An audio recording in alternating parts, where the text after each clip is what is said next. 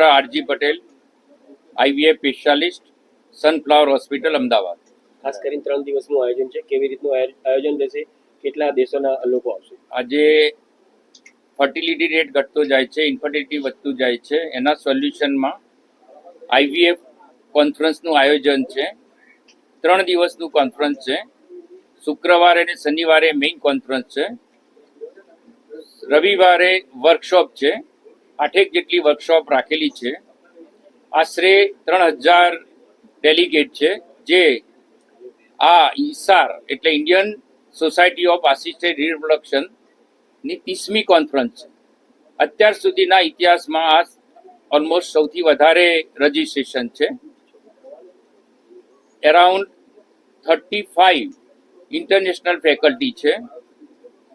ઇન્ડિયામાંથી around 3000 delegate છે, જે ક્લિનિશિયન છે, એમ્બ્રિયોલોજીસ્ટ છે, એન્ડોસ્કોપિક સર્જન છે, સોનોલોજીસ્ટ છે, ફિટલ મેડિસિનના સ્પેશિયાલિસ્ટ છે. એના આ વિષયના સક્સેસ વધે, સરળતા વધે, સસ્તી ને સારી સુવિધાઓ જરૂરિયાતમંદ સુધી પહોંચે એ માટેનું વાત વિમર્શ કરવામાં આવશે. જે લેટેસ્ટ ટેકનોલોજી ડેવલપ થઈ છે એનો સઘન અભ્યાસ કરવામાં આવશે, એનું ડિસ્કશન થશે, જેથી કરીને અવેરનેસ વધે, નોલેજ વધે. એ નોલેજના આધારે આ ટેકનિક સરળ બને, સક્સેસ રેટ વધે અને એનું એક્સેપ્ટન્સ વધે. એ માટેનું આ કોન્ફરન્સનું આશય છે. જીતેન્દ્ર પ્રજાપતિ, હું IVF કન્સલ્ટન્ટ અને ડાયરેક્ટર સૃષ્ટિ IVF સેન્ટર મહેસાણા. ખાસ કરીને કેવા પ્રકારની ટેકનોલોજીનો ઉપયોગ થશે કોન્ફરન્સમાં અને AI નો ખાસ કરીને કઈ રીતે ઉપયોગ થશે? જી, હવે દિવસે ને દિવસે કોઈ પણ ક્ષેત્રની અંદર ટેકનોલોજી અપગ્રેડ કરી રહ્યા છે.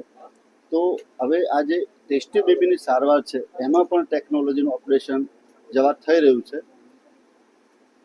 પહેલાં ભૂતકાળમાં ટેસ્ટી બેબીમાં જે ફ્રીઝિંગ અને થોઈંગ છે એમાં ઘણો બધો સમય એને લાગતો હતો અને ખર્ચો પણ વધારે થતો હતો.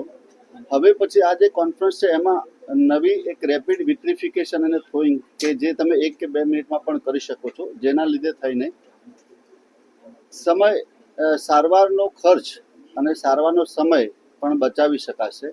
એ સિવાય અત્યારે હાલ જેમ આર્ટિફિશિયલ ઇન્ટેલિજન્સનો ઉપયોગ દરેક ક્ષેત્રમાં વધી રહ્યો છે, એવી રીતના આ કોન્ફરન્સની અંદર આર્ટિફિશિયલ ઇન્ટેલિજન્સનો ઉપયોગ આપણે આ ટેસ્ટી બેબીની સારવારમાં કઈ રીતે વધારે સારી રીતે કરી શકીએ કે જેથી કરીને આપણે લોકોને આ સારવાર વધારે ગુણવત્તાસભર આપી શકીએ. એના માટે પણ આ વિષયના નિષ્ણાત લોકો આ 3 દિવસ દરમિયાન આપણને એના વિશે જાણકારી આપશે. Okay, thank you.